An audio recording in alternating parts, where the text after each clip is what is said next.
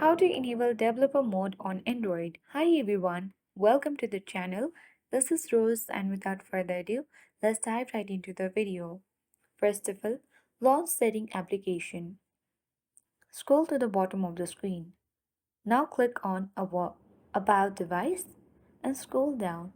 Now look for the option of version and open it. And here you need to simply tap for 7 time in build number, and then you will see a message at bottom that you are already a developer. So this is the first method to enable developer mode on Android. The second is simply you need to come back from this section and open settings again.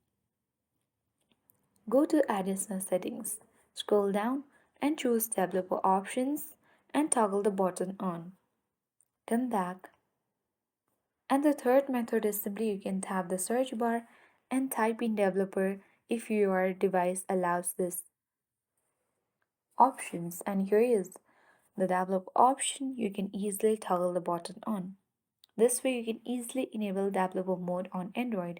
I hope this guide was helpful. If it was, then do like, share, comment, and don't forget to subscribe. Thank you for watching.